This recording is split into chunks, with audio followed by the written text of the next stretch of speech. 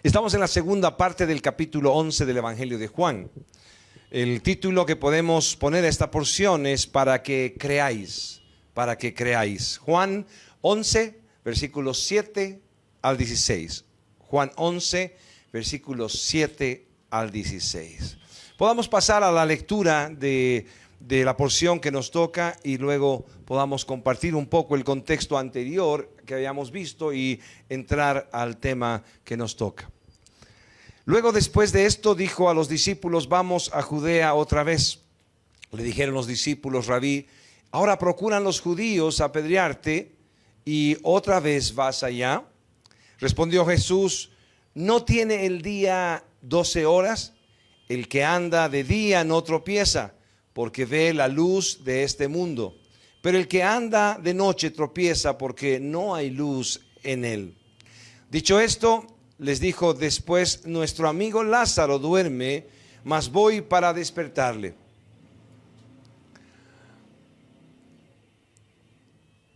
Dijeron entonces sus discípulos: Señor, si duerme, sanará. Pero Jesús decía esto de la muerte de Lázaro, y ellos pensaron que hablaba del reposar del sueño. Entonces Jesús les dijo claramente: Lázaro ha muerto, y me alegro por vosotros de no haber estado allí para que creáis, mas vamos a él. Dijo entonces Tomás, llamado Dídimo, a sus condiscípulos: vamos también nosotros para que muramos con él. Vimos la anterior semana que Marta y María mandaron mensajeros a Jesús para decirle que su hermano Lázaro estaba enfermo. En el contexto que teníamos claro es que Jesús amaba a Lázaro, a Marta y a María, y vemos que también pasaron tiempo juntos después del encuentro que tuvieron con él y se volvieron gente entrañable. Hablamos de una relación íntima y especial con ellos, como con algunos que Jesús tuvo más que con otros. Nos preguntamos en ese momento: ¿cuál es la relación que tú o yo tenemos con Dios? ¿Realmente podemos hablar de una intimidad con Dios, de tiempo que estamos con Él, de que Él puede tenernos como alguien que también podemos nosotros darle la gloria y Él pueda deleitarse? Luego de esto también vimos que ellas actuaron como un creyente debe actuar. Aquel que conoce al Señor debe actuar como Marta y María. Ellas, viendo que no había nada más que hacer, entonces buscaron al Señor. Porque donde algo ya no se puede realizar, donde algo ya no puede tener solución para el hombre, o no tiene solución para el hombre, sí tiene solución para Dios. Lo que es imposible para el hombre es posible para Dios.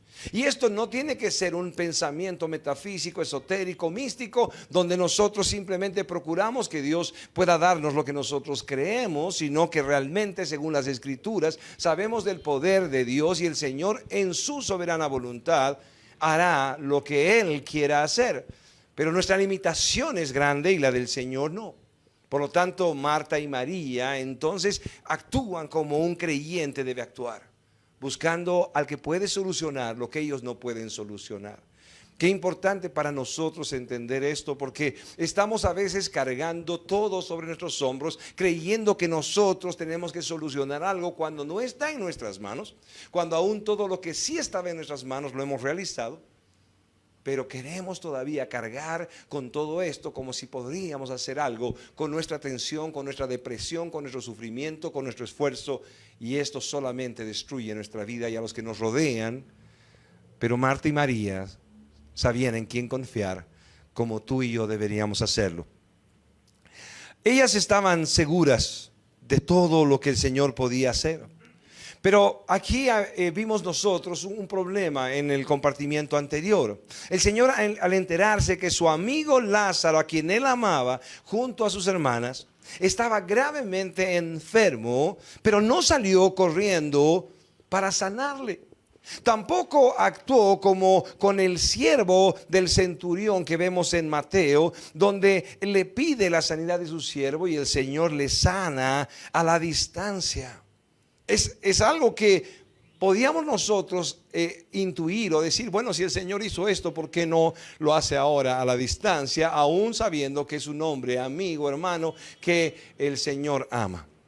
En Mateo 8:8 dice la Escritura: al respecto respondió el centurión y dijo: Señor, no soy digno de que entres bajo mi techo, solamente di la palabra y mi criado sanará. El versículo 13 de Mateo 8 dice: entonces Jesús dijo al centurión: ve, y como creíste te sea hecho. Y su criado fue sanado en aquella misma hora. Y este caso no es el único de una sanidad que el Señor hace a la distancia. En la Escritura, donde Jesús también podemos verle sanando al hijo de un oficial que estaba gravemente enfermo con una fiebre muy alta. Y esto lo vemos en el capítulo 4 y lo vimos en el capítulo 4 de nuestro evangelio que está en estudio, Juan. Y en el versículo 46 y hasta el versículo 53 pudimos ver todo este escenario, pero cuando llegamos a Juan 4:50, Jesús le dijo: ve, tu hijo vive. Y el hombre creyó la palabra que Jesús le dijo y se fue. Estas sanidades a la distancia podían ser justamente de alguna manera replicadas en este caso, pero el Señor Jesús estaba tranquilo, esperando aún uno y otro día más antes de ir a ver a Marta y María y aún a orar por la sanidad del enfermo Lázaro. Lo que Jesús nos muestra en realidad es que Él puede estar tomando el tiempo que quiera porque es Dios, y el Señor nunca llega tarde a nada. Cada uno de nosotros puede tener ese testimonio tan claro en el transcurrir de nuestras vidas. Cada uno de nosotros ha podido ver aún que el Señor nunca llega tarde. Puede ser que no llegue el momento que nosotros quisiéramos que llegue. Puede ser que Él no haga la obra que nosotros queremos en el momento que queremos. Pero podemos ver que el Señor aún toma su tiempo, pero nunca llega tarde. A pesar de nosotros, el que Dios se glorifique seguirá siendo la prioridad de nuestra vida, y eso es lo que vimos también en nuestra anterior porción. Veamos entonces ahora los versículos que nos toca. Versículo 7. Luego, después de esto, dijo a los discípulos: vamos a Judea otra vez. Versículo 8. Le dijeron los discípulos: Rabí, ahora procuraban los judíos apedrearte, y otra vez vas allá. Betania era una ciudad localizada algo más de 3 kilómetros al este de Jerusalén. Jesús conocía también los tiempos y todavía no iba a ser apresado. Sin embargo, estaba en medio de hombres comunes como nosotros, con diferentes temores, y manifestando su amor por su maestro, intentando convencerlo del peligro que corría si volvía a Judea. Y no solamente corría peligro Jesús, sino todos los que estaban con él. En el versículo 9 y 10 leemos lo siguiente: respondió Jesús: ¿no tiene el día 12 horas? El que anda de día no tropieza porque ve la luz del mundo, de este mundo. Pero el que anda de noche tropieza porque no hay luz en él. El Señor es la luz de este mundo. En Juan 8:12 leímos esto: yo soy la luz del mundo. El que me sigue no andará en tinieblas, sino que tendrá luz de la vida. La seguridad que deberían tener ellos debía estar fundada en Jesús, que es la luz del mundo. Ellos no estaban yendo como ciegos y estaban volviendo a Judea si el Señor Jesús decía que vuelvan, porque realmente Él es la luz y su seguridad debería estar en esa luz.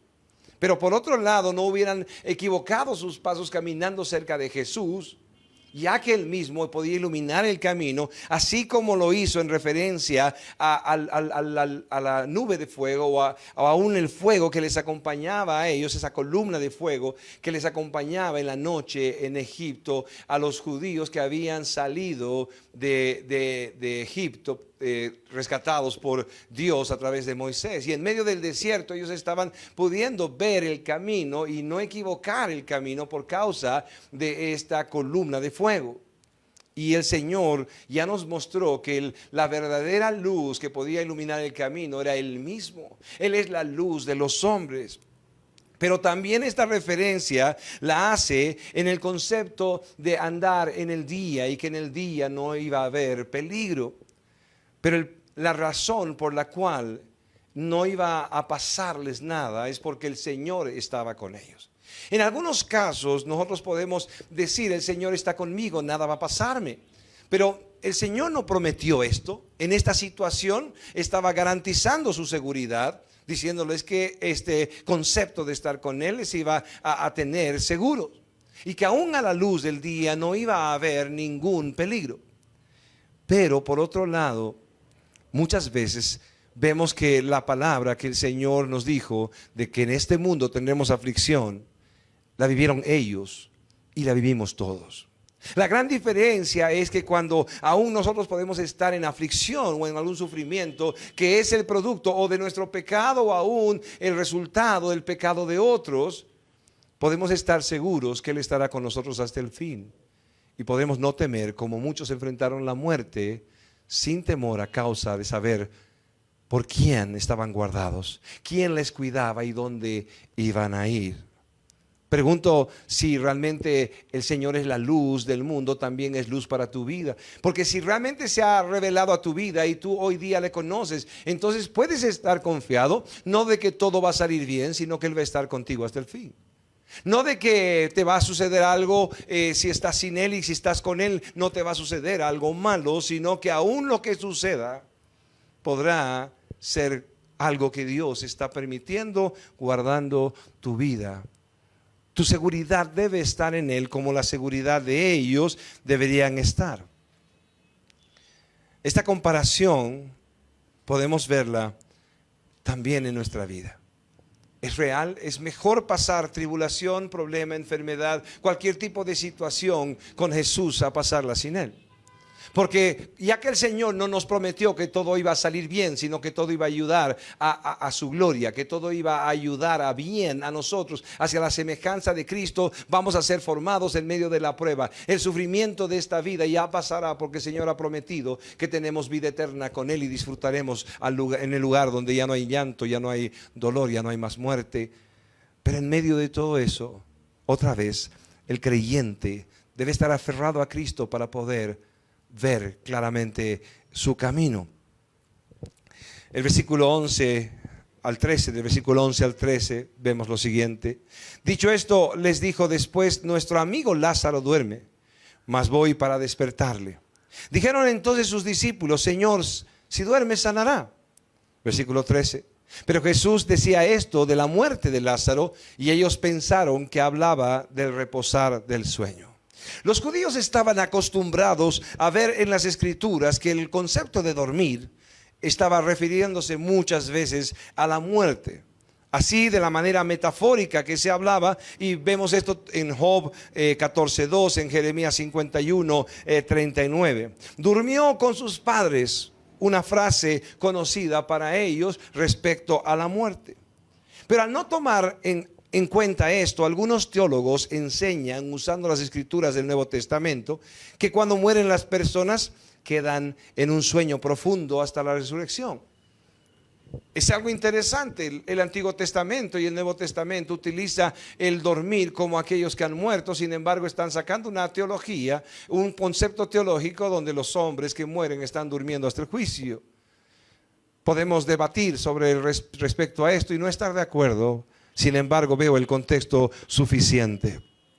En el Nuevo Testamento vemos en Primera de Tesalonicenses 4:14 y en Primera de Corintios 15:51 el mismo lenguaje figurado refiriéndose a la muerte.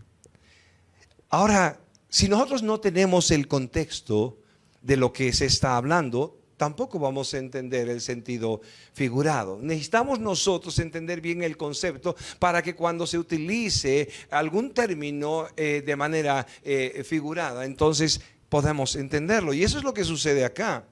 Ahora, está diciendo que duerme, pero ellos no saben lo que pasó con Lázaro. Ellos sabían que estaba enfermo, no sabían que simplemente tenía sueño y estaba durmiendo. Ahora, el ejemplo que nosotros tenemos con nosotros es algo similar. Para hablar de la muerte, nosotros no hablamos directamente, sino hablamos en sentido figurado. Posiblemente porque es algo más fuerte decir, qué pena que tu madre murió. O de repente decir, sí, mi padre ha muerto. O sea, puede ser que para nosotros el mismo lenguaje, igual que en el caso de los judíos, pueda haber sido algo muy fuerte. Sin embargo, lo que vemos entre nosotros son frases, y oímos, perdón, entre nosotros, son frases tan populares como el que Él ya no está con nosotros. Bueno, si Él ya no está con nosotros, entonces ¿dónde está? Si no conocemos el contexto, no podemos entender qué significa Él ya no está con nosotros. De repente alguien se acerca a una persona y dice, qué pena que tu hermano haya partido. Y el que está al lado, que no sabe nada, puede decir, bueno, ¿y dónde se ha ido? ¿Está de viaje o alguna cosa así? Mi esposo se ha ido. Y alguien dice, bueno, qué hombre más necio, ¿cómo puede abandonar a su mujer? Pero sea como sea, cada una de estas frases están tratando de decir en sentido figurado que el hombre de quien se habla está muerto. Ahora, ¿quién puede entender estas frases otra vez sin tener claro el contexto? Y cada uno de ellos estaba ahí absolutamente seguros de que estaba hablando el Señor simplemente de algo de sueño en Lázaro, y por eso estaba durmiendo. ¿Para qué vamos a ir hasta allá si al fin y al cabo ya despertará? En el versículo 14 dice, entonces Jesús les dijo claramente, Lázaro ha muerto. Entonces cualquiera entiende, y definitivamente entonces ellos dijeron, bueno, vamos contigo, Señor, a Judea. Pero lo que es más difícil entender es lo que continúa en el siguiente versículo, versículo 15. Entonces dice el Señor Jesús, y me alegro por vosotros de no haber estado allí para que creáis, mas vamos a Él. El Señor se está alegrando de no haber estado cerca de Lázaro en medio de su muerte. Cada uno de nosotros, aún antes de conocer a Jesús, si nosotros sabíamos que alguien estaba al borde de la muerte y era alguien amado por nosotros, hubiéramos hecho lo posible por estar ahí. ¿Quién podría entender al Señor Jesús, que está tan plácidamente tranquilo, y es peor todavía, está expresando su alegría de no haber estado ahí en el sufrimiento de su gran amigo amado Lázaro, aún en sus últimos minutos de vida? Creo que la realidad de nosotros sería que estuviéramos esperando que el Señor salga corriendo. Cada uno de nosotros como pastores somos llamados a correr en las emergencias. Estoy seguro que hay muchas personas que pueden decirle al pastor, pastor, me duele la cabeza, por favor, es la 1 de la mañana, oré por mí, y de repente puede tomar una aspirina, aunque sea orar cada uno por sí mismo. Hay cosas que pueden ser llamadas que ya no tienen sentido, que son una exageración. Ahora hay muchos pastores que les encanta que la gente dependa de uno, y no importa lo que tenga que hacer para acostumbrarles a eso. Pero cuando hay algo urgente y un pastor se entera, sale corriendo a la hora que sea.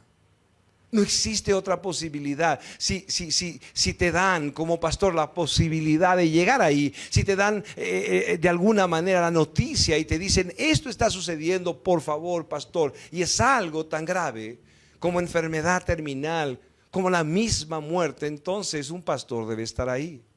Y aquí está el pastor de pastores, el Señor Jesucristo, y no sale corriendo. Y una vez más digo, peor, se alegra por no haber estado ahí. Si Él hubiera estado ahí, como Marta y María dirían, Señor, si tú hubieras estado aquí, mi hermano no hubiera muerto. Ellos sabían del poder del Señor. La obra de Dios muchas veces es así de incomprensible para tu vida y mi vida. Dios está, como lo expresa el apóstol Pablo en la carta de los Romanos, en el versículo 28 del capítulo 8. Dios está obrando para el bien de los que le aman. Dios está obrando para el bien de los que le aman. Por lo tanto, el Señor no había perdido el control. Así, aunque estemos muy necesitados de una respuesta a nuestras peticiones, podríamos no recibirla. Pero luego de un tiempo nos daríamos cuenta de que Dios nunca perdió el control y que permitió todo para darnos más de lo que pedimos. más de lo que merecíamos o más de lo que merecemos. O podría ser que demos cuenta que nos libró milagrosamente de algo que no vimos venir gracias a que no respondió nuestra oración, nuestro clamor. Creo que más de uno de nosotros tiene testimonio de esto. Por lo tanto, esperaré en Jehová, esperaré en el Señor pacientemente, sabiendo que el Señor a su tiempo hará su voluntad. Y su voluntad para mí y para ti será buena, aunque no la entendamos. El Señor, que sabe todo lo que va a hacer, y en su soberana voluntad quería glorificarse con la enfermedad y resurrección de Lázaro, como vimos en el versículo 4. Oyéndolo Jesús dijo: esta enfermedad no es de muerte, sino para la gloria de Dios, para que el Hijo de Dios sea glorificado por ella. El momento que vinieron a él para anunciarle la enfermedad de Lázaro y la necesidad que él tenía, él dijo claramente: esta enfermedad no es para muerte, sino para la gloria de Dios, para que Cristo sea glorificado a través de ella. Él tenía un propósito más, y este era que sus discípulos puedan ver esto y crecer en su fe. Así como el Señor endureció el corazón del faraón y usó las plagas de Egipto para que su pueblo pueda ver su gloria, su poder, y confíen para siempre en el Señor y puedan decir por generaciones: creemos en el Dios que nos libró de la mano de faraón, poderosamente, milagrosamente, mostrando aún plaga tras plaga y endureciendo el corazón de Faraón, no para tardar en salvarles, sino para que ellos, viendo su poder, confíen por generaciones en Él. Así Dios puede estar obrando para cada uno de nosotros. Alguien podría decir en este momento: sí, pastor, pero en el caso mío mi marido ha muerto. Bueno, podemos decir que si alguien se ha ido con Cristo, ha sido ganancia para él. Y que en el dolor de nuestra alma, así como cada uno de nosotros que pierde un ser querido y se parte en dos por la falta de este ser amado, sabemos que esto viene de nuestro egoísmo, porque queremos estar con los nuestros. Pero el que se fue, si realmente era convertido a Jesucristo, si realmente era un creyente, entonces tiene lo mejor que puede tener. Es una graduación real. No necesitamos mentir como en el cementerio se miente constantemente. Está con Dios, está con Dios. ¿Cómo puede ser si ha vivido lejos de Dios toda su vida? ¿Cómo puede ser si ha sido entregado al pecado constantemente y ha dañado tanta gente y aún ha vivido en su perversidad? ¿Cómo puede estar con Dios el que ha muerto? Pero en el caso del creyente podemos tener certeza de que está con Dios. Sin embargo, aún la muerte, la enfermedad y la resurrección aún de Lázaro, es más importante la gloria de Dios que el suceso. Es más importante la gloria de Dios que la propia sanidad o la resurrección del mismo Lázaro. Y estoy seguro que cada creyente ha entendido esto y vive de otra manera, por lo tanto. Leamos de nuevo el versículo 15.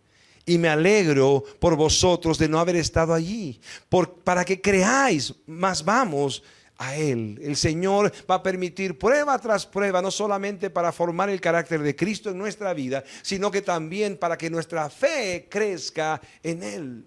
Y podamos decir, así como los israelitas podían decir: hemos sido librados de la mano de Faraón.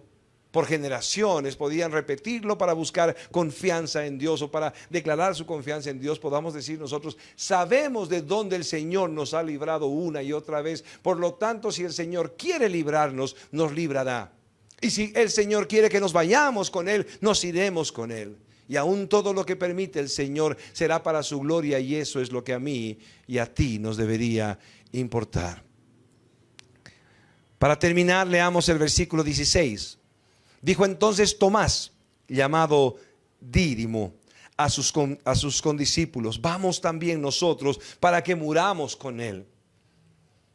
Dídimo, traducción griega del término hebreo y arameo teoma, que viene a significar mellizo o gemelo, es el sobrenombre de Tomás.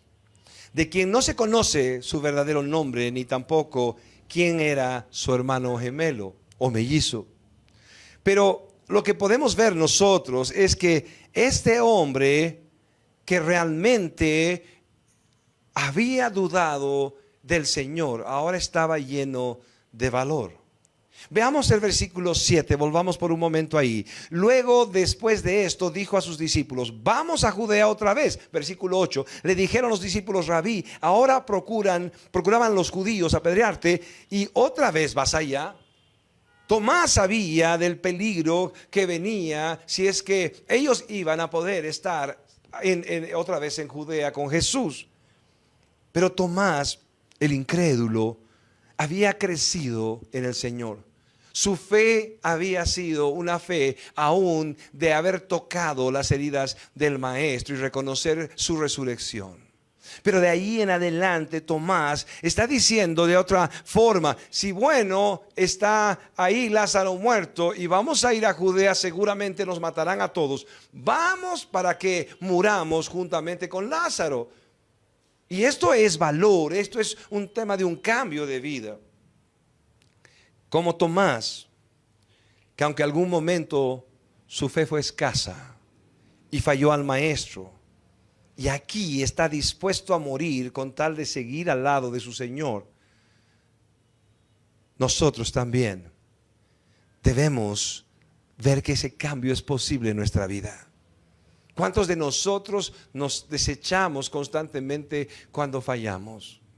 Pero Pedro negó a Jesús y después fue crucificado de cabeza, porque aún lo pidió para no semejarse en la muerte a su Señor, con el valor suficiente después de haberle negado como para morir por su Señor.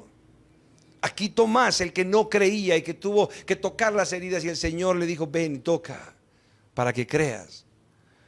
También nosotros hemos fallado al Señor de una y otra manera y no le hemos creído.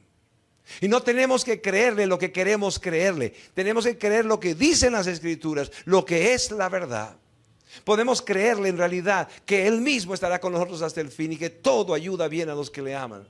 Y podemos estar seguros que aunque no entendamos, el Señor va a hacer su soberana voluntad y esto va a ser para su gloria, y eso es lo que debe interesarnos a nosotros. Pero poder pararnos delante del Señor después de haber caído y decirle: Señor, ahora sí estoy dispuesto a que tú hagas lo que sea necesario para glorificarte a pesar de mí. Señor, si quieres aún utilizar mi sufrimiento para glorificarte, hazlo, Señor, porque eres digno de más. Si al final, Señor, mi necesidad, mi sufrimiento, mi enfermedad o mi muerte va a hacer algo para tu gloria, Señor, tú eres dueño de mi vida. Yo te la he entregado entero. Y al entregarte toda mi vida, Señor, te he dicho: Señor, tú eres el dueño. Si el Señor ha hecho eso en tu vida y tú has visto aún tu debilidad, tu caída, tu traición al Señor, tu falta de fe en todo, es tiempo de que puedas tomar una decisión delante del Señor. Recordar aún cada hito en tu historia, lo que Dios hizo en tu vida, y puedas decirle: Señor, ya no quiero vivir para mi gloria. Ya no quiero vivir para mí. Ya no quiero estar clamando por mis codicias y deseos. Quiero decirte: Señor, dame lo que tú quieras darme. Sin embargo, mi vida está puesta delante de ti para que tú te glorifiques a pesar de mí. Dijimos la anterior semana al terminar: el mundo, los incrédulos, están esperando que algún creyente pueda vivir realmente su fe y pueda manifestarla de tal forma que alguien pueda decir: en verdad existe Dios, en verdad vale la pena dar mi vida por el Señor.